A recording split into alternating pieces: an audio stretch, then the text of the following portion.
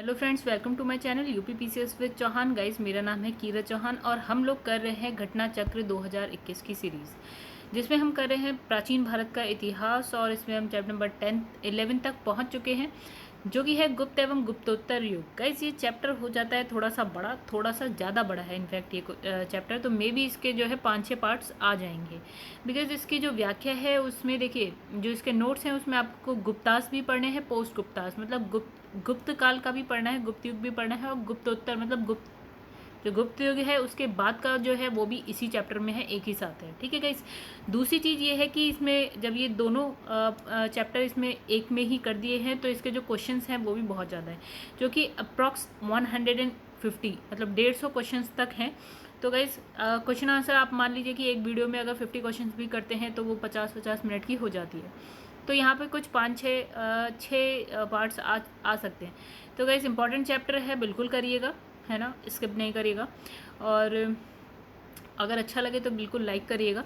चलिए स्टार्ट करते हैं चैप्टर को, जो कि है गुप्त एवं गुप्तोत्तर युग। ठीक है गाइस, अगर मुझसे कहीं कोई गलती होती है, मेरे पढ़ाने में कोई गलती होती है, कभी कभी ऐसा हो जाता है कि लिखा कुछ और होता है, बोलते बोलते पढ़ हम कुछ और देते हैं। ठीक है, तो गाइस वहाँ पे आप थोड़ा सा ध्यान रखिएगा। कभी कभी हो जाता है, क्योंकि हमारे संग ये है कि आपको एक ही बार में बिना रुके बिना गैप लिए आपको बोलते रहना है, 1 घंटे तक आपको बोलना है, तो वहाँ कुछ गलतियाँ हो जाती हैं। ठीक है, बट मेरी कोशिश रहती है कि गलतियाँ ना हो। लेकिन अगर आपको हर चीज़ देखनी है कि कम टाइम में भी पूरा हो जाए, दूसरा गलती भी कुछ ना हो आपका, बिल्कुल आप रुक रुक के ना बोलो, आप लगातार बोलो, तो स्टूडेंट्स को देखने में मज़ा आता है। ठीक है, तो यहाँ कुछ कुछ गलतियाँ हो जाती हैं, तो आप पढ़ें। अगर मैं बोल कुछ और दूँ, लिखा कुछ और है, तो प्लीज़ पढ़ते भी रहा करिए, देखते भी रहा करिए। ठीक है, तो चलिए स्टार्ट करते हैं हम लोग गुप्त एवं गुप्तोत्तर युग। चलिए स्टार्ट करते गाइस। तो अभी हम पहले नोट्स पढ़ेंगे, फिर नोट्स हमारे इसके 2 दिन में दो पार्ट्स आ जाएंगे नोट्स के। उसके बाद हम क्वेश्चन आंसर देखते हैं। तो गाइस, यहाँ पे लिखा है सबसे पहले, देखिए क्या लिखा है। अभी इससे पहले हमने क्या पढ़ा था, मौर्योत्तर पढ़ा था, और मौर्योत्तर से पहले हमने पढ़ा था मौर्य साम्राज्य। ठीक है, और मौर्योत्तर में भी हमने कुछ राजवंश पढ़े थे। ठीक है, जो मौर्य साम्राज्य के बाद के हमने मौर्योत्तर में पढ़ लिए। मौर्योत्तर के बाद आता है गुप्तास, गुप्तास के बाद हम गुप्तोत्तर पढ़ेंगे। तो अभी हम गुप्त वंश की बात करते हैं।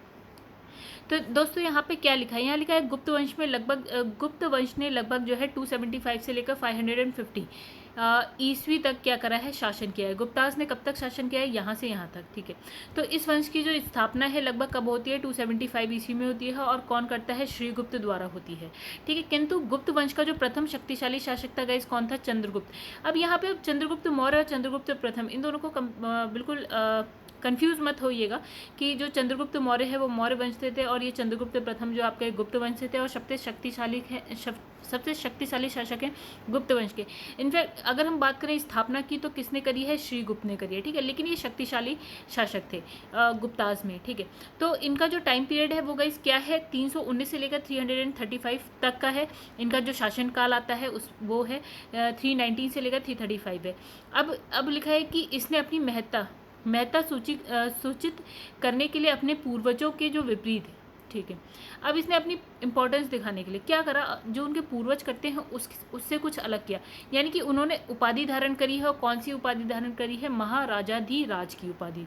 ठीक है, अब हमने 2 संवत पढ़े थे, यहाँ तीसरा संवत आ जाता है। हमने कौन कौन से गाइस पढ़ लिए थे, एक हमने पढ़ा था शक संवत, एक हमने पढ़ा था विक्रम संवत। यहाँ पे लिखा है गुप्त संवत। गुप्त संवत का टाइम पीरियड कौन सा है, यही वही वाला जो चंद्रगुप्त प्रथम का है, वहीं से हम गुप्त संवत मान लेते हैं। यानी कि 319 का टाइम पीरियड देखिए चंद्रगुप्त प्रथम का है, 319 से लेकर 335 है, तो ये पीरियड हम मान लेते हैं गुप्त संवत का। ठीक है गाइस, कमेंट में बताइएगा शक संवत। अभी तक हमने 2 पिछले पढ़े हैं, एक शक संवत और विक्रम संवत। प्लीज़ कमेंट करिए और बताइएगा कि शक संवत का कौन सा था, और शक संवत कहाँ स्टार्ट होता है, और विक्रम संवत कहाँ स्टार्ट होता है। यहाँ पे लिखा है हमारे पास गुप्त संवत। आई होप आप लोग को अब थोड़ा बहुत चीज़ें मतलब याद रहना स्टार्ट हो गई होंगी, और आप जितनी बार एक ही चीज़ को बोलते रहेंगे ना तो वो याद रहेंगी। चलिए आगे बढ़ते। इतिहासकार विंसेंट स्मिथ।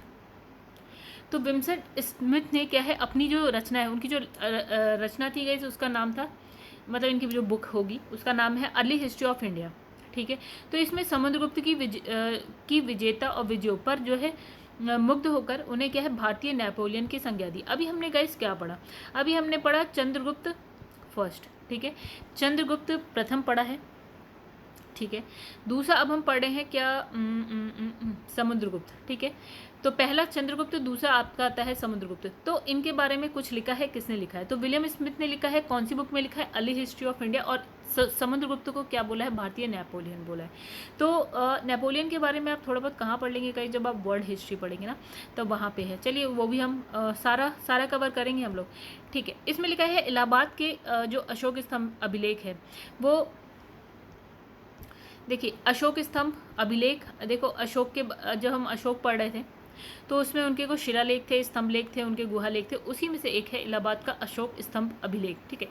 अब इसमें क्या लिखा है? समुद्रगुप्त के शासन के बारे में सूचना प्राप्त होती है। गाइस इंपॉर्टेंट है कि अगर पूछा जाए कि समुद्रगुप्त के शासन के बारे में सूचना आपको कहाँ से मिलती है, तो वो मिलती है अशोक स्तंभ अभिलेख से, जो कि कहाँ पे है? इलाहाबाद में। और टाइम पीरियड इसका लिखा है 335 से लेकर 375, ठीक है। और गुप्त संवत अभी हमने क्या देखा था? 319, जो कि चंद्रगुप्त प्रथम का टाइम था, ठीक है। इनका है 335 से लेकर 375, ठीक है। तो देखिए इनका यहाँ से स्टार्ट होता है 335 पे ख़त्म हो जाता है। उसके बाद जो आते हैं उनका स्टार्ट होगा ऑब्वियसली 335 से और 375 तक जाएगा समुद्रगुप्त का, ठीक है। फिर लिखा है इस स्तंभ पर क्या है? समुद्रगुप्त के संधि विग्रहिक हरिशेर ने संस्कृत भाषा में क्या लिखा है? प्रशात्मक वर्णन प्रस्तुत किया है। उसको हमने क्या बोला है? प्रयाग प्रशस्ति, ठीक है। तो यानी कि जो इसमें क्या बात हुई अभी तक, इसने बात करी कि समुद्रगुप्त के बारे में अगर आपको जानना है तो आप कहाँ पहुँचे? आप यहाँ पहुँचे इलाहाबाद। इलाहाबाद में कहाँ क्या मिलेगा आपको? अशोक स्तंभ मिलेगा। अशोक स्तंभ अभिलेख आपको कहाँ मिलेगा? इलाहाबाद में मिलेगा। और इसी में जो हरिशेन है, हरिशेन ने संस्कृत भाषा में क्या करा है? उनकी बड़ी क्या करा है? प्रशंसा करी है, ठीक है। इसको हमने बोल दिया प्रयाग प्रशस्ति। क्या बोल दिया गाइस? प्रयाग प्रशस्ति। तो इलाहाबाद स्तंभ, अशोक स्तंभ और हरिशेन और प्रयाग प्रशस्ति, ये आपको याद रखना है। ये कहानी है आपकी समुद्रगुप्त की, ठीक है। और इसको जो है इन्होंने विंसेंट स्मिथ ने क्या बोला है गाइस? इनको बोला है भारतीय नेपोलियन। आइए आगे बढ़ते हैं। इसमें लिखा है, इसमें समुद्रगुप्त की विजय का मतलब किसमें? प्रयाग प्रशस्ति की बात हो रही है। किसने लिखा है? हरिशेन ने लिखा है। तो प्रयाग प्रशस्ति में समुद्रगुप्त की विजयों का क्या है? चलिए देखते हैं। तो विजय का उल्लेख है, मतलब वो क्या क्या कहाँ कहाँ जीते हैं, इन सब चीज़ों का उल्लेख आपको कहाँ मिल रहा है? प्रयाग प्रशस्ति किसकी? हरिशेन की, ठीक है। तो इस प्रशस्ति में समुद्रगुप्त के कुछ प्रशासनिक पदाधिकारियों के नाम भी मिलते हैं, जैसे संधि विग्रहिक, खाद्य पाकिक, फिर है कुमारामात्य, फिर है महादंड नायक, ठीक है। तो इंपॉर्टेंट है, थोड़े से 4 है और आसानी है। आसान क्या है? बस आप जब पढ़ोगे तो आसान है, नहीं पढ़ोगे तो नहीं आसान है, ठीक है। क्या है? संधि विग्रहिक, ठीक है। खाद्य पाकिक, फिर है कुमारामात्य, फिर एक महादंड नायक। ये है क्या है गाइस? ये कुछ पदाधिकारी हैं, ठीक है। किसके टाइम के हैं? ये समुद्रगुप्त के टाइम के हैं, ठीक है। आगे बढ़ते हैं। अशोक निर्मित जो है यह स्तंभ, कौन सा स्तंभ था गाइस? इलाहाबाद का अशोक स्तंभ अभिलेख, ठीक है। तो अशोक निर्मित यह स्तंभ जो है पूर्णतः कौशाम्बी में स्थित था, जिसे अकबर आते हैं। अकबर क्या करते हैं? उसे इलाहाबाद में स्थापित कर देते हैं, ठीक है। अकबर बाद में आएंगे गाइस, अभी तो नहीं आए, लेकिन जब हम अशोक देख चुके हैं, अशोक पढ़ चुके हैं। अशोक ने इसे कहाँ पे? कौशाम्बी में स्थित कराया था, ठीक है। कहाँ पे स्थित कराया था? कौशाम्बी में कराया था। लेकिन जब बात गुप्तास आएंगे उसके बाद जब हम देखेंगे बाद में क्या आएंगे, कौन आएगा, कहाँ गए? अकबर। हाँ, तो जब अकबर आएंगे ना, तो अकबर क्या करते हैं? इसको कौशाम्बी से उठाते हैं और कहाँ ले जाते हैं? इलाहाबाद। तभी हम आज उसको क्या बोलते हैं? इलाहाबाद का अशोक स्तंभ बोलते हैं। नहीं तो हम क्या बोलते हैं? कौशाम्बी का तो अशोक स्तंभ, लेकिन अभी वो इलाहाबाद में। तो इस स्तंभ पर क्या है? जहांगीर के आदेश हैं और बीरबल का भी उल्लेख है। मतलब अगर ये पूछा जाए कि जो अशोक स्तंभ है इलाहाबाद वाला, उसमें किस किस के बारे में, तो एक समुद्रगुप्त के बारे में मिलेगा आपको, यहाँ जहांगीर के बारे में भी मिलेगा गाइस, यहाँ पे बीरबल के बारे में भी मिलेगा। तो इंपॉर्टेंट है, अगर पूछ लिया जाता है कि इसमें किस किस के बारे में लिखा है, तो एक आपका समुद्रगुप्त हो गए, जहांगीर हो गए, बीरबल, इन तीनों के बारे में आपको मिलेगा, ठीक है। आगे बढ़ते हैं हम लोग। फिर लिखा है गुप्त शासक, क्या नाम है? चंद्रगुप्त द्वितीय विक्रमादित्य, ओके। एक हमने पढ़ा चंद्रगुप्त प्रथम पढ़ लिया, फिर हमने समुद्रगुप्त पढ़ लिया, ठीक है। अब हम क्या पढ़ रहे हैं? चंद्रगुप्त द्वितीय, और इनकी उपाधि होती थी विक्रमादित्य। तो ये पूरा नाम लीजिए आप, चंद्रगुप्त द्वितीय विक्रमादित्य, ओके। चलिए, तो चंद्रगुप्त द्वितीय विक्रमादित्य का टाइम पीरियड देखिए, जो समुद्रगुप्त का ख़त्म हो रहा था, कब हो रहा था? 335 से लेकर 375 था। तो 375 से स्टार्ट हो रहा है और ये ख़त्म हो रहा है 415 का, ठीक है। और इनका अन्य नाम क्या है गाइस? देवगुप्त है। याद रखिएगा, ये क्वेश्चन भी पूछा गया है, ठीक है। अगर ये भी पूछ लिया जाता है कि चंद्रगुप्त द्वितीय की उपाधि क्या है, तो विक्रमादित्य है, और इनका अन्य नाम क्या है? देवगुप्त है, ठीक है। तो इनका जो है प्रमाण, सांची और वाकाटक अभिलेख से मिलता है। किसके बारे में? चंद्रगुप्त द्वितीय विक्रमादित्य के बारे में आपको कहाँ मिलेगा? सांची और वाकाटक अभिलेख से मिलेगा, ठीक है। और समुद्रगुप्त का कहाँ से मिलेगा? अशोक का स्तंभलेख है, वहाँ से मिलेगा, ठीक है। और इसमें लिखा है इसके अन्य नाम क्या है? देवराज है, देवश्री है, देव देव देव, ये सारे चंद्रगुप्त द्वितीय विक्रमादित्य। देखिए देवगुप्त हो गया, देवराज हो गया, देवश्री हो गया, बहुत ही इंपॉर्टेंट है, याद रखिएगा कि बिकॉज ये क्वेश्चन आ चुका है। अब लिखा है मेहरौली लेख के अनुसार। चलिए अब गई सी मेहरौली कहाँ पे है? ये है दिल्ली में, ठीक है। तो इसने कहा मेहरौली लेख के अनुसार क्या है? चंद्र, एक लेख है मेहरौली स्तंभ है, ठीक है। उस पर ना एक राजा का नाम लिखा है, वहाँ लिखा है चंद्र, ठीक है। तो ये माना गया कि ये जो चंद्र नाम लिखा है ना, वो चंद्रगुप्त द्वितीय के लिए ही लिखा गया है, ठीक है। तो इसके अनुसार क्या है? चंद्र जो है चंद्रगुप्त द्वितीय ने विष्णु पद पर्वत पर विष्णु ध्वज की स्थापना करवाई, इंपॉर्टेंट है ये, ठीक है। तो इसमें नाम लिखा है चंद्र, और ये किसके लिए लिखा गया है? चंद्रगुप्त द्वितीय के लिए लिखा गया है। और इसमें क्या लिखा है कि जो विष्णुपद पर्वत है उस पर जो है विष्णु ध्वज की स्थापना किसने करवाई थी? तो चंद्रगुप्त द्वितीय विक्रमादित्य ने करवाई थी। अब ये जो मेहरौली लेख है वो कहाँ पे? मेहरौली स्तंभ जो भी है, तो दिल्ली में मेहरौली नामक स्थान में मेहरौली लौह स्तंभ लेख जो है प्राप्त हुआ है, जो वर्तमान में कुतुब मीनार के समीप है। कहेगा इस कुतुब मीनार के समीप, ठीक है। अब इसमें लिखा है कि इसमें जो चंद्र नाम किसी राजा की उपलब्धि का वर्णन करता है। चंद्र नाम क्या करता है? किसी राजा की उपलब्धि का वर्णन करता है, जिसका समीकरण गुप्त वंशीय शासक चंद्रगुप्त द्वितीय से किया जाता है। यानी कि जो चंद्र नाम दिया गया है वो किसके लिए दिया गया है? चंद्रगुप्त द्वितीय के लिए दिया गया है। फिर इसने कहा है कि जो गुप्त सम्राट यानी कि चंद्रगुप्त द्वितीय विक्रमादित्य को जो है शक विजेता भी कहा गया है। बिकॉज देखिए जब भारत पे आक्रमण होते हैं ना गाइस, तो एक आता है आपका सबसे पहले इसमें लिखा, पिछले चैप्टर में हमने देखा था कौन कौन आते हैं। एक आते हैं यूनानी आते हैं, शक आते हैं, फिर आपके कुषाण आते हैं। तो इसमें क्या लिखा है यहाँ पे? इसमें लिखा है जो चंद्रगुप्त द्वितीय विक्रमादित्य को क्या है? शक विजेता भी कहा जाता है। इन्होंने शकों को पराजित किया, ठीक है। तो पश्चिमी भारत के अंतिम शक राजा जो थे वो कौन थे? रुद्र सिंह तृतीय थे, जिसको चंद्रगुप्त द्वितीय विक्रमादित्य ने क्या किया? 5वीं सदी के प्रथम दशक में जो है पराजित कर पश्चिमी भारत में शक सत्ता का उन्मूलन किया। ये इंपॉर्टेंट है, ये क्वेश्चन आया हुआ है। क्या क्वेश्चन आया हुआ है कि शक विजेता किसको कहा गया? यानी कि शकों का आक्रमण कब हुआ होगा? तो चंद्रगुप्त द्वितीय विक्रमादित्य के टाइम में हुआ। उन्हें शक विजेता इन्हें कहा गया, शक विजेता भी कहा गया चंद्रगुप्त द्वितीय विक्रमादित्य को, ठीक है। पश्चिम भारत में जो आखिरी शकों के शासक थे, वो राजा थे, वो कौन थे? रुद्र सिंह तृतीय थे। इसके बाद नहीं हुए, ठीक है। तो शकों को हराने के कारण जो है चंद्रगुप्त जो द्वितीय विक्रमादित्य ने एक और मतलब शकों को हराया, इस वजह से इनको एक और उपाधि मिल गई। क्या मिल गई? शगारी, ठीक है। तो उसने इस उपलक्ष्य में क्या किया? चांदी के सिक्के चलाए। ये क्वेश्चन भी आया हुआ है कि जो है इन्होंने जब उन्हें हराया तो कौन से सिक्के चलवाए? तो चांदी के सिक्के चलवाए, ठीक है। या शादी जो चांदी के सिक्के हैं किसको हराने पर किसने चलवाए, ठीक है। ये सब भी पूछ सकता है, तो ये इंपॉर्टेंट चीज़ है, ठीक है। अब लिखा है चांदी के सिक्कों को गुप्त काल में क्या रुपयक बोला जाता था? रुपयक बोला जाता है, ठीक है। रूपक, सॉरी, रुपया क्या? रूपक बोला जाता था, ठीक है। आई होप यहाँ पे आप लोग को सबको समझ में आ गया होगा चंद्रगुप्त द्वितीय विक्रमादित्य के बारे में। चलिए देखते हैं हमने क्या पढ़ लिया।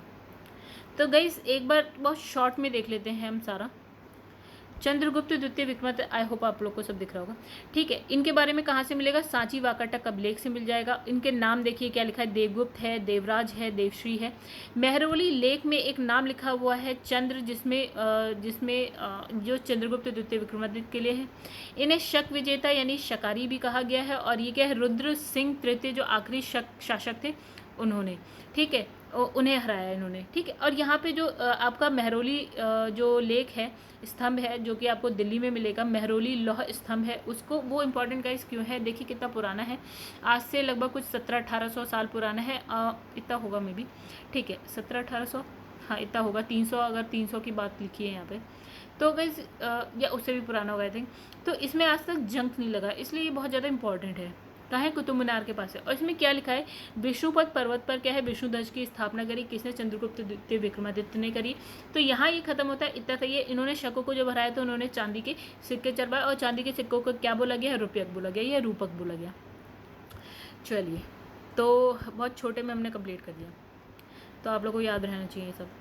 अब लिखा है चंद्रगुप्त द्वितीय विक्रमादित्य के कुशल शासन की प्रशंसा जो है कौन करता है? तो इनके टाइम में इनकी जो बहुत ज़्यादा प्रशंसा है कौन कर रहा है भाई? वो कर रहे हैं चीनी यात्री थे फाहियान, ये करते हैं। तो इनके नवरत्नों में प्रसिद्धि जो है सर्वकालीन इनके नवरत्नों की प्रसिद्धि, मतलब अब ये बता दो 9 रत्न किसके टाइम में, तो चंद्रगुप्त द्वितीय विक्रमादित्य के टाइम में 9 रत्न थे, यानी कि ये भी इंपॉर्टेंट है। ये हम ऐसे सुनते हैं लेकिन हम लोग को पता नहीं होता है, ठीक है। 9 रत्न तो आपने हर बार सुने होंगे, बचपन से सुने होंगे। तो इसमें क्या है, ये किसके टाइम के थे, चंद्रगुप्त द्वितीय विक्रमादित्य के टाइम के थे, यानी सोचिए कितने इंपॉर्टेंट है, ठीक है। तो अभी तक हमने कौन कौन से पढ़े, चंद्रगुप्त प्रथम पढ़ लिया था, फिर उसके बाद हमने क्या पढ़ा था, समुद्रगुप्त पढ़ा था। अभी हम पढ़ रहे हैं चंद्रगुप्त द्वितीय विक्रमादित्य के बारे में पढ़े, ठीक है। तो नवरत्न की प्रसिद्धि इनके टाइम की है जो भी। फिर लिखा है नवरत्नों में सर्वोत्कृष्ट कौन है, महाकवि कालिदास। तो कालिदास को तो सब जानते हैं। तो ये पूछ लिया जाएगा कालिदास किसके समकालीन थे, या किसके दरबार में थे, या किसके नवरत्न थे, तो ये चंद्रगुप्त द्वितीय विक्रमादित्य के थे। तो अगले क्रम पर क्या है, महान चिकित्सक। अब जो है इनके नवरत्नों के बात करी जाएगी कि कौन कौन थे और उनका क्या क्या पेशा था, ठीक है। तो जैसे महाकवि कौन थे, कालिदास थे, ठीक है। तो गाइस प्लीज़ प्लीज़ प्लीज़ आप इसके नोट्स बनाइए, ऐसे याद नहीं होगा, ठीक है। ये घटना चक्र देख के आदमी डर जाता है, क्यों, इतनी हौच पौच जो है इसमें भरी हुई है, 700 पन्ने की बुक है ये, ठीक है। तो यहाँ पे जो इनके चिकित्सक की बात करें तो कौन थे, धन्वंतरी थे। इसको आप अगर 5 बार पढ़ लेंगे ना ऐसी, लेकिन मन से धीरे धीरे पढ़िए, ठीक है। जब धीरे धीरे आप मन से पढ़ेंगे ना 5 बार, तो आपको कुछ भी याद करने की जरूरत नहीं पड़ेगी। महाकवि कालिदास, चिकित्सक इनके हैं धन्वंतरी, खगोल विज्ञानी यानी कि एस्ट्रोनॉमर कौन है, इनका है वराहमिहिर। फिर चौथे कोशकार, ठीक है, अमर सिंह है। फिर पांचवे इनके हैं वास्तुकार इनके हैं शंकु। फिर जो है रतन फलित मतलब ज्योतिषी इनके कौन है, शप्रक। और इसी प्रकार जो इनके हैं व्याकरण वो है वरुचि, और जादूगर वेताल भट्ट। और जो है नवे रत्न जो है इनके वो हैं घटकर पर, ठीक है।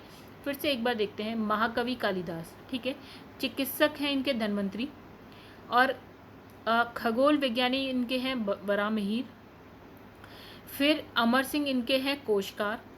फिर इनके शंकु हैं आपके वास्तुकार, और ज्योतिषी हैं इनके शप्रक, और वरची हैं इनके व्याकरण यज्ञ, और फिर जादूगर हैं वेताल भट्ट। थोड़ा बहुत तो नाम से ही आपको लग जाएंगे। घट कर पर है इनके नवे रत्न, ठीक है, जो कि है कूटनीतिज्ञ। चलिए आगे बढ़ते हैं।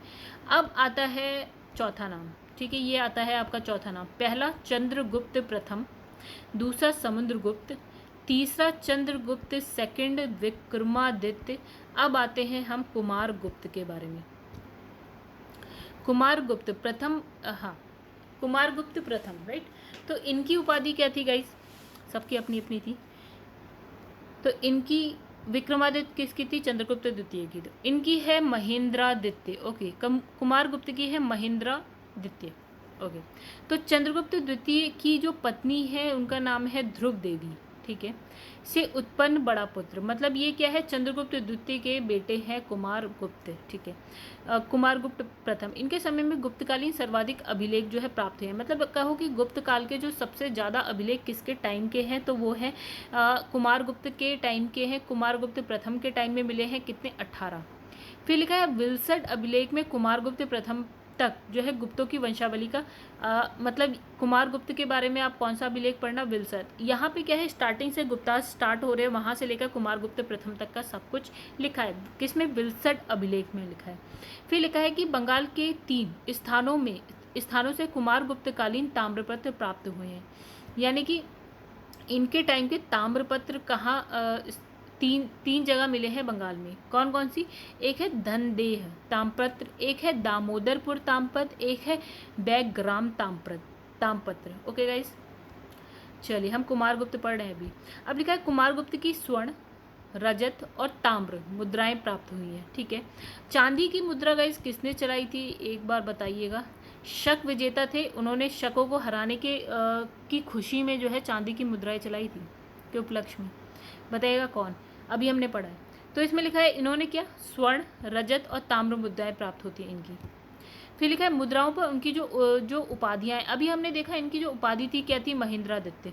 तो उन्होंने अपनी मुद्रा पे क्या क्या उपाधियां लिखी थी, महेंद्रादित्य, श्री महेंद्र, महेंद्र सिंह, अश्वमेध महेंद्र। देखिएगा इस कितना सिमिलर है, महेंद्र फिर महेंद्र फिर महेंद्र फिर महेंद्र, आप समझ जाइएगा कौन है।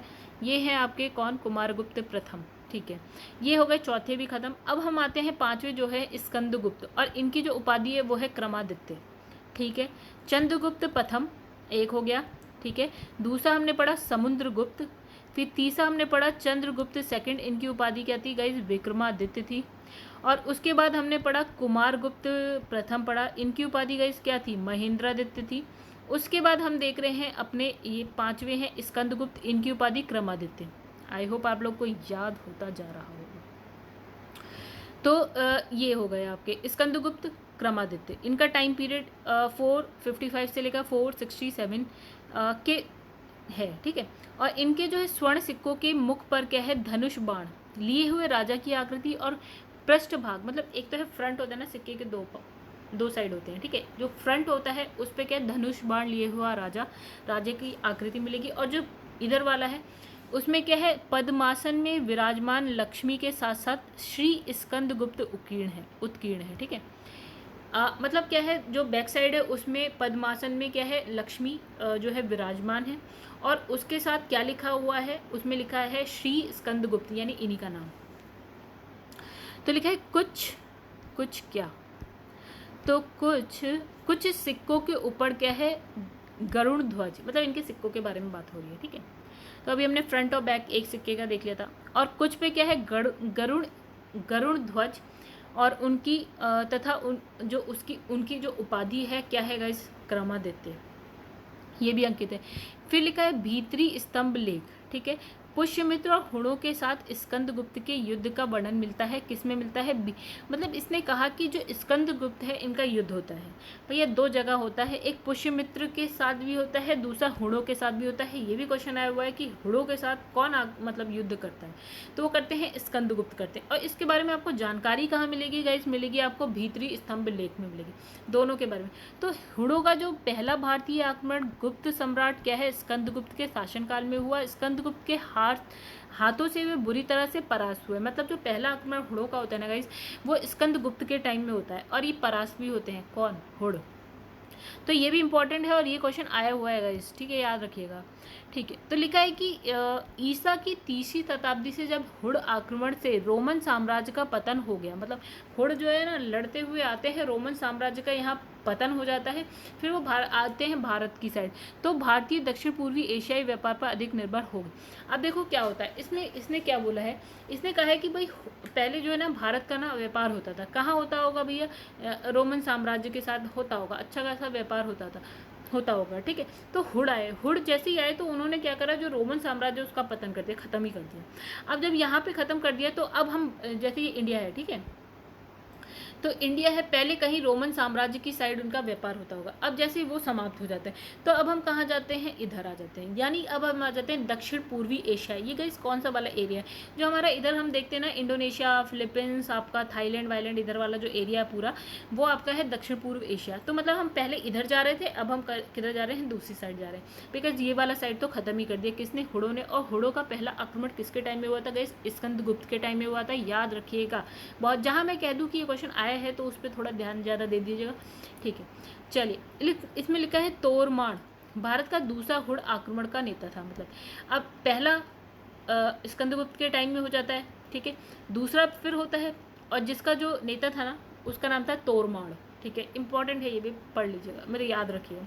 फिर लिखा है कि मध्य भारत के एरण नामक स्थान से वराह प्रतिमा पर खुदा हुआ उनका लेख मिला है, जिससे पता चलता है कि धन्य विष्णु उनके शासनकाल के प्रथम वर्ष में उनका कौन था, सामंत था।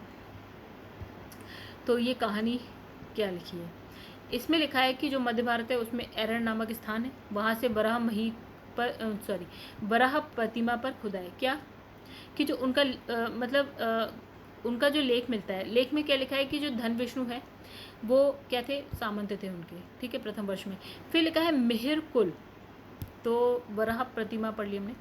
अब लिखा है मिहिर कुल हुण शासक तोरमाण का पुत्र तथा उत्तराधिकारी था, यानी कि जो दूसरा आता है हुण आक्रमण होता है और उसका नेता कौन था, तोरमाण का पुत्र कौन है गाइस, मिहिर कुल है। ठीक है, तो ये भी हुड़ी हुआ। तो मिहिर कुल क्या था, अत्यंत क्रूर और अत्याचारी शासक था। चीनी यात्री ह्वेनसांग, गाइस अभी हमने ह्वेनसांग का पढ़ा था। तो ह्वेनसांग और क्या लिखा है, मंदसौर लेक के साक्ष्य से ज्ञात होता है कि जो प्रथम गुप्त नरेश यानी नरसिंह गुप्त बालादित्य ने, ठीक है, क्या लिखा है कि सर्वप्रथम, सॉरी प्रथम नहीं सर्वप्रथम। तो देखो हमने अभी किसके, मिहिर कुल की बात करी। ये क्या जो था, किसका पुत्र था गाइस, तोरमाड़ का पुत्र था, यानी उनका उत्तराधिकारी था, ठीक है। और क्या था, क्रूर अत्याचारी था। अब इनके बारे में क्या, ह्वेनसांग और मंदसौर लेक, ठीक है, इन दोनों से क्या पता चलता है, इन दोनों से पता चलता है कि जो सर्वप्रथम गुप्त नरेश थे यानी नरसिंह गुप्त बालादित्य, ठीक है, नरसिंह गुप्त बालादित्य ने लगभग 528 ईस्वी या कुछ स्रोतों के अनुसार 495 में तत्पश्चात मालव नरेश यशोधर्मन द्वारा मिहिर कुल को बुरी तरह से पराजित किया था, ठीक है। मतलब इसने कहा कि जो वो थे मिहिर कुल थे, उनको पराजित करने का काम किसने किया था, नरसिंह गुप्त बालादित्य ने किया था। ये सर्वप्रथम गुप्त नरेश थे जिन्होंने उनको पराजित करने का काम किया था। किसको, मिहिर कुल को। ओके, आगे बढ़ते हैं। तो गुप्त काल में बंगाल के ताम्रलिप्त, देखिए कुछ बंदरगाह के नाम है ये, ठीक है। तो गुप्त काल की बात हो रही है बंगाल में, बंगाल वेस्ट बंगाल अभी आप देख रहे हैं कहाँ पे, वे ऑफ बंगाल के इस साइड है, आपका पता है आपको, भारत का मैप जब हम देखते हैं तो ये वाला साइड है आपका, बंगाल वाला एरिया था गाइस ये। उस टाइम तो आपका जो बांग्लादेश है अभी, वो भी भारत में ही आता था, ये भी बंगाल का ही साइड था, असम वसम सब बंगाल था, ठीक है। फिर बाद में ये अलग अलग हो जाता है, ब्रिटिशर्स कर देते हैं, ठीक है।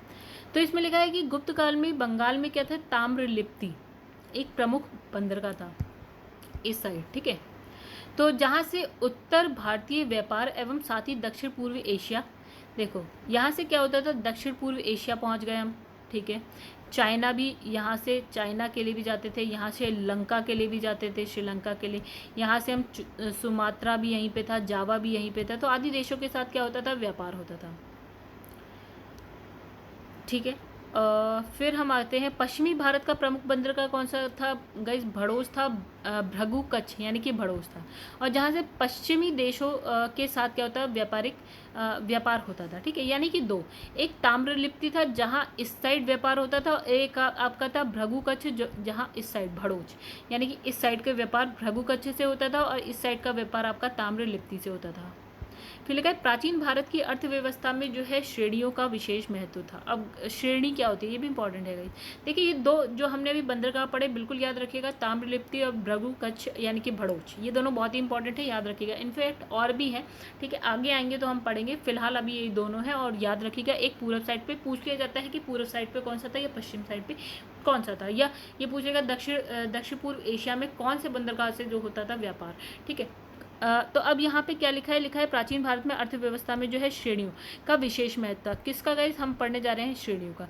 तो श्रेणी क्या था, ये जो है संगठन व्यापारियों के द्वारा उनके व्यापार के समुचित संचालन के लिए जो है स्थापित किया गया था। ये समझ लीजिए कि जो व्यापारी होते थे ना, उन व्यापारियों का एक संगठन होता था जिसे हम बोलते थे श्रेणियाँ। अब क्या होता है, उनके बारे में उनके नियम, उनके कानून, ये सारे जो है श्रेणियाँ बनाते थे।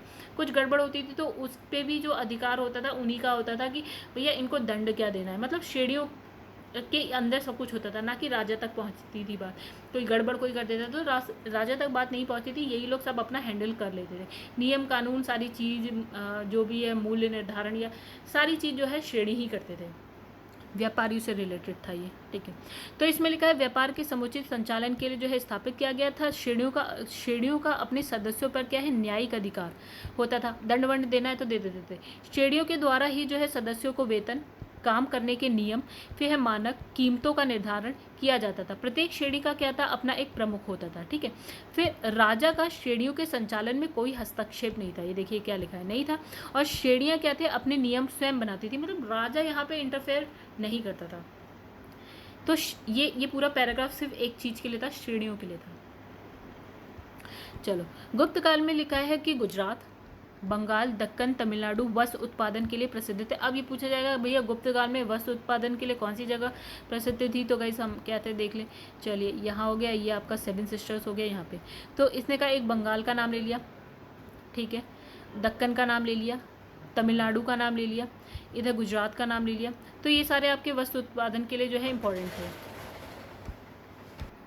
तो फ्रेंड्स यहाँ पे क्या लिखा है कि अगर आप वस्त्र उत्पादन के बारे में बात करेंगे तो कौन कौन सी जगह थी गाइस, आपका था गुजरात, बंगाल, दक्कन और तमिलनाडु था। ठीक है, अब इसने कहा वस्त्र उद्योग यानी कि गुप्त काल का प्रमुख उद्योग क्या था, वस्त्र उद्योग था। और गुप्त काल में अंतर्राष्ट्रीय व्यापार के प्रमुख केंद्र कौन से, मतलब कहाँ से होकर जो है अंतर्राष्ट्रीय व्यापार होता था, यानी कि आयात और निर्यात होता था। तो गाइस हमने बंदरगाह कोई पढ़े थे, एक हमने पढ़ा था ताम्रलिप्ति जो बंगाल में था, एक हमने दूसरा पढ़ा था भृगु कच्छ। ठीक है, उसके अलावा कौन कौन से, तो उसके अलावा है दोस्तों, एक मिनट देखते हैं।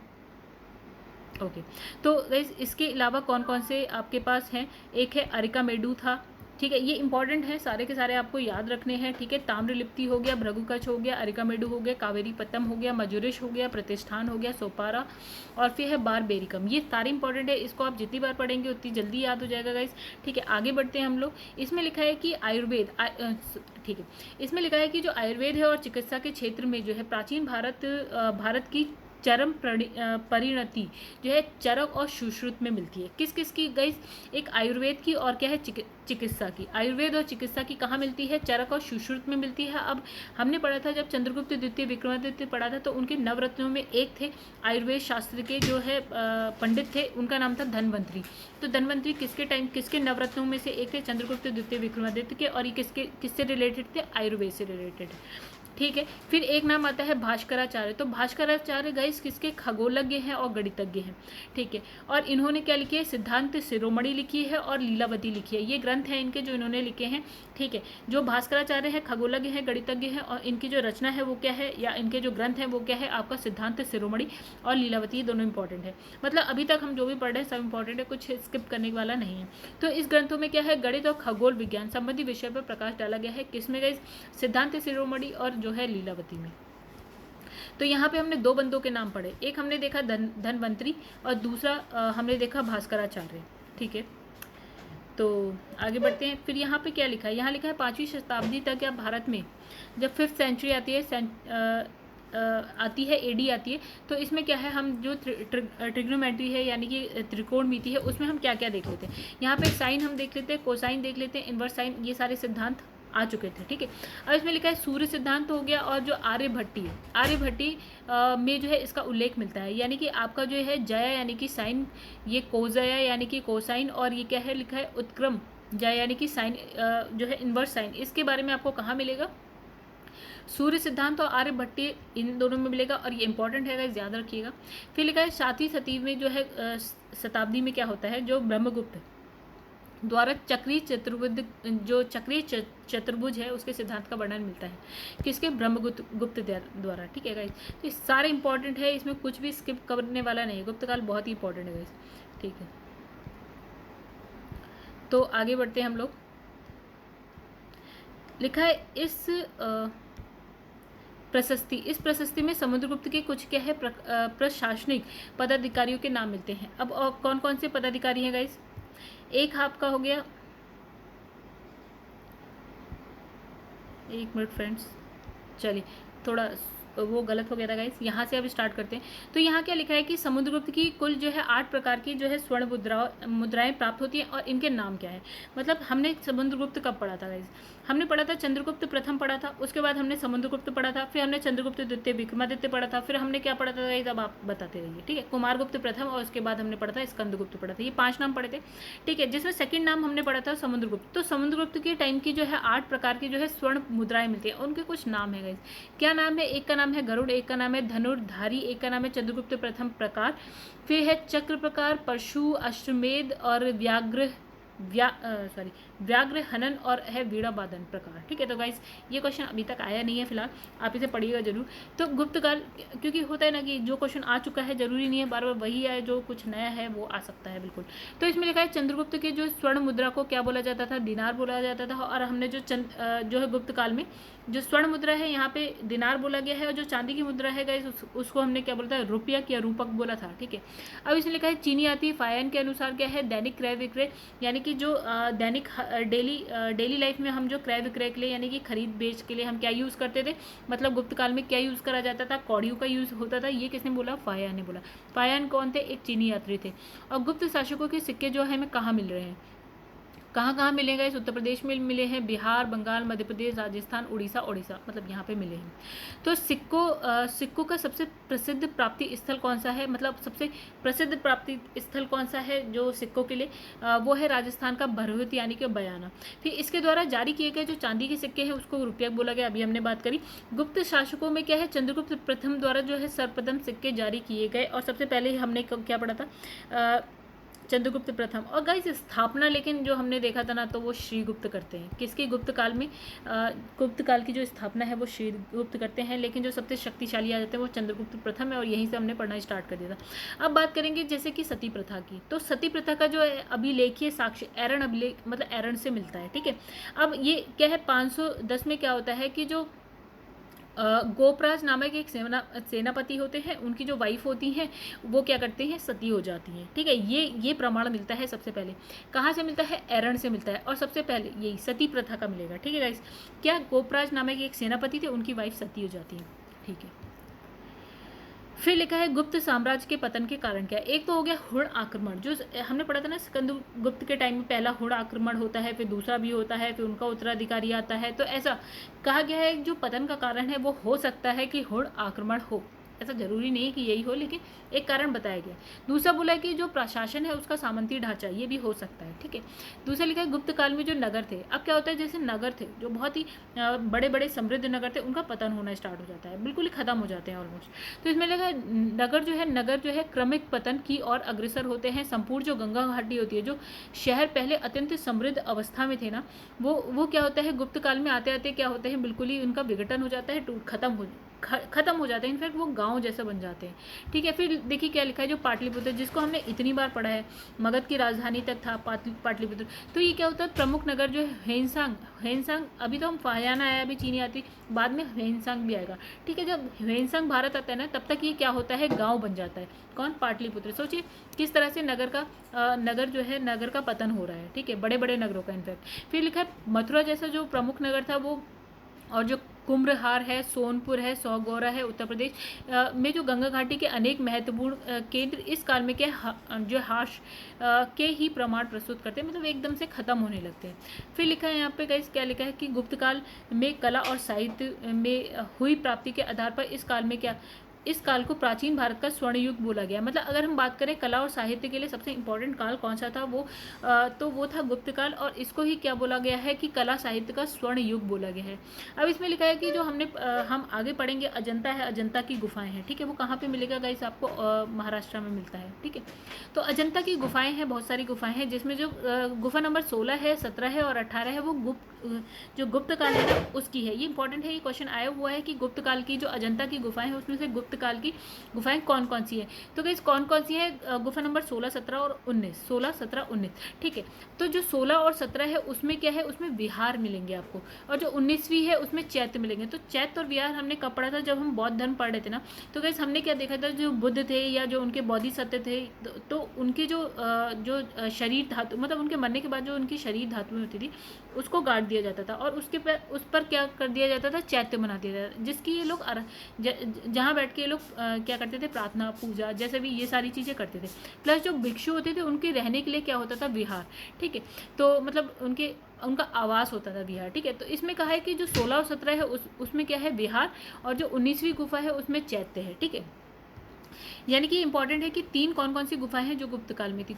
तो गुफा नंबर अजंता की गुफा नंबर 16, 17 और 19। चलिए आगे बढ़ते हैं। फिर लिखा है गुप्त वंश। गुप्त वंश के शासकों ने, ओके, अब क्या होता है? जो गुप्त वंश के शासक होते हैं ना, वो गांव देते हैं दान में। किसको देते हैं गाइस? मंदिरों को देते हैं गांव दान में, और ब्राह्मणों को देते हैं। फिर गुप्त काल में जो लोग जो है राजकीय भूमि पर कृषि करते थे, वो क्या करते थे?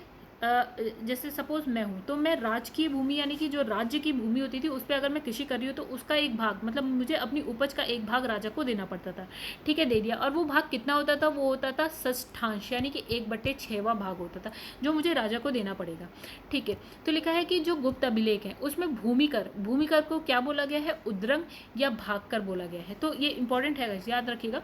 और ये भी इंपॉर्टेंट है कि कितना भाग राजा को दिया जाए, 1/6, ठीक है। और जो कर होता था, भूमिकर होता होता था उसको हम बोलते हैं उद्रांग और फिर बोलते हैं भागकर, ये दोनों ही बोलते थे। और भू राजस्व की दर क्या होती थी गाइस, वो होती थी वही 1/6 होती थी, ठीक है, उपज का छठा भाग होता था, ठीक है। अब इसमें लिखा है कि सिंचाई कर भी होता था, जिसको हम क्या बोलते थे, इंपॉर्टेंट है ये भी, उसको हम बोलते थे विदक भाग और उदक भाग बोलते थे। किसको, सिंचाई कर जो होता था उसको हम बोलते थे विदक भाग और उदक भाग, ठीक है। अब एक लिखा है कि हिरण्य मौर्य काल में लिए जाने वाला क्या था, नगद कर था, यानी कि जो पैसों में लिया जाता था ना उसको बोलते थे, लेकिन मौर्य काल में, ना कि गुप्त काल में। हिरण्य होता था जो नगद में लिया जाता था, कर होता था, ठीक है। अब इसने कहा कि गुप्त काल में रेशम को किस नाम से जाना जाता था, रेशम को बोलते थे कौशेय। ये क्वेश्चन आ चुका है कि रेशम को किस नाम से जाना जाता है गुप्त काल में, ठीक है। 3वीं शताब्दी में क्या होता है, वारंगल जो है लोहे के यंत्र और उपकरणों के लिए प्रसिद्ध था। मतलब अगर ये पूछा जाए कि लोहे के यंत्र और जो उपकरण है उसके लिए कौन सी जगह प्रसिद्ध थे गुप्त काल में, या 3वीं शताब्दी की अगर ये बात करता है तो वो थी वारंगल। चलिए आगे बढ़ते हैं। फिर लिखा है गुप्त काल में लिखित, ठीक है। तो यहाँ क्या लिखा है, यहाँ लिखा है कि गुप्त काल में लिखे संस्कृत नाटकों में, अब इसने कहा जो गुप्त काल में जो नाटक लिखे गए होंगे, संस्कृत में जो नाटक लिखे गए थे ना, तो उसमें कहा कि जो स्त्री होती थी और जो शूद्र होती थी वो कौन सी भाषा बोलते थे। जैसे अभी हम हिंदी भाषा बोलते हैं, इंग्लिश बोलते हैं, ऐसा करके, तो स्त्री और शूद्रों की दशा निम्न थी। और ये कौन सी भाषा बोलते थे, ये बोलते थे प्राकृत भाषा, ठीक है। लेकिन जो उच्च वर्ण के होते थे गाइस वो लोग बोलते थे संस्कृत भाषा, ठीक है। अब एक बंदा है, लेखक है, रचनाकार हैं, उनका नाम है शूद्रक। उनकी रचना क्या है, मृच्छकटिकम, ठीक है। तो शूद्रक कृत्य क्या है, मृच्छकटिकम इंपॉर्टेंट है, और हम आगे देखेंगे जब साहित्य की बात करेंगे तो उसमें सबके नाम एक साथ लिख के आ जाएंगे।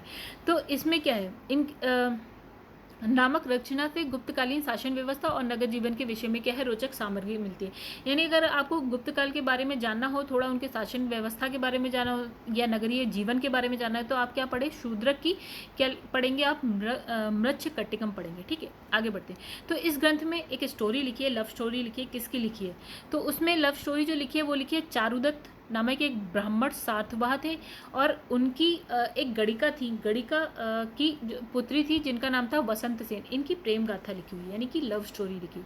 चलिए आगे बढ़ते हैं, ठीक है। इंपॉर्टेंट है, ये आया हुआ क्वेश्चन है ये कि शूद्रक कृत्य कौन सी है, मतलब शूद्रक ने कौन सी बुक लिखी है, यानी कि रचना उनकी क्या है। फिर लिखा है कि जो गुप्त साम्राज्य के शासन व्यवस्था, यानी कि जो जो शासन व्यवस्था होती थी वो क्या होती थी, राजतंत्र। राजतंत्र में क्या होता है, राजा होता है, फिर जो अगला राजा बनता है वो उसी का बेटा होता है, और उसका बेटा फिर अगला राजा बनता है, इसको हम बोलते हैं राजतंत्र। अब क्या होता था, मौर्य शासन जब हम पढ़ रहे थे, इससे पहले जब मौर्य काल पढ़े थे, तो उसके विपरीत गुप्त वंशी क्या कहते थे अपने आप को, यानी कि राजा को क्या, देवीय उत्पत्ति में मतलब क्या है, शासक अपनी देवी उत्पत्ति में विश्वास रखता था, ठीक है। राजा क्या होता था, देवी उत्पत्ति होता था, ऐसा वो मानते थे, ठीक है। फिर आगे भी मुस्लिम शासक जब आते हैं ना तो वो भी कुछ ऐसा मानते हैं, उनके बारे में हम पढ़ेंगे। अब गुप्त शासकों में क्या है, भूमि दान की परंपरा का विस्तार होता है, यानी कि जो भूमि दान है गुप्त काल में ज़्यादा दी गई है। मतलब भूमि दान इससे पहले भी हुई है, लेकिन अगर हम बात करें कि भूमि दान का जो बहुत ज़्यादा मात्रा में कहाँ पर हुआ है, गुप्त काल में हुआ है। फिर लिखा है गुप्त प्रशासन।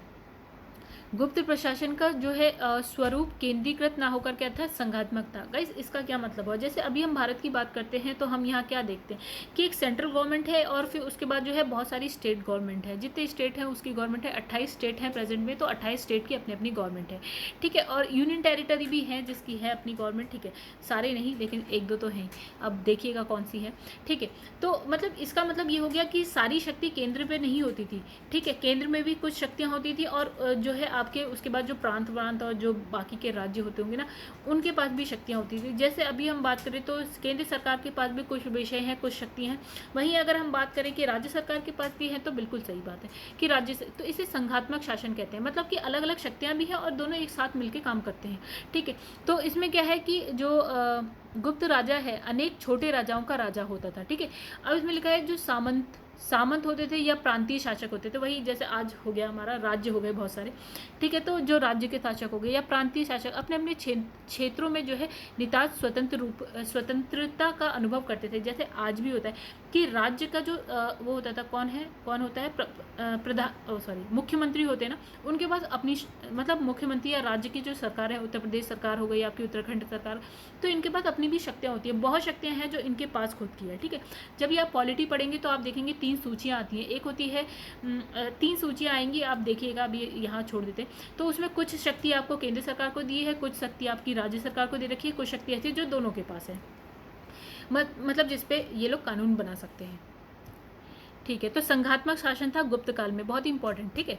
तो इसमें लिखा है शतरंज, जो शतरंज का खेल आएगा इस कहाँ से आया है, वो आया भारत से ही निकला है। और भारत में भी कब स्टार्ट होता है, गुप्त काल में स्टार्ट होता है, ठीक है। अब इसको उस टाइम क्या बोला जाता था, चतुरंग बोला जाता था। और ये क्या भारत से होता हुआ कहाँ पहुँचता है, ईरान, और ईरान के बाद ये पहुँचता है यूरोप। तो गाइस यहाँ पे हम करते हैं ख़त्म अपनी वीडियो को। जो गुप्त काल यहाँ पे ऑलमोस्ट ख़त्म हो चुका है। अब जो गुप्तोत्तर है वो हम नेक्स्ट वीडियो में पढ़ेंगे, ठीक है गाइस। अगर आपको मेरी वीडियो पसंद आती है, अगर आपको सबको सही लगता है, प्लीज़ इसे लाइक करिए और प्लीज़ कमेंट करके बताया करिए। दूसरा है कि मेरे चैनल को सब्सक्राइब और शेयर करना ना भूलें। तो दोस्तों अब जो है इसके 3-4 पार्ट अभी और आ सकते हैं, इससे कम तो नहीं होंगे, लेकिन 3-4 पार्ट आएंगे, ठीक है। तब जाके ये हमारा पूरा चैप्टर खत्म हो जाएगा और धीरे धीरे प्राचीन भारत का इतिहास हम खत्म करने की लाइन में है, ठीक है। इस तो चलिए मिलते हैं अपने नेक्स्ट पार्ट में, मिलेंगे हम लोग, तब तक के लिए धन्यवाद।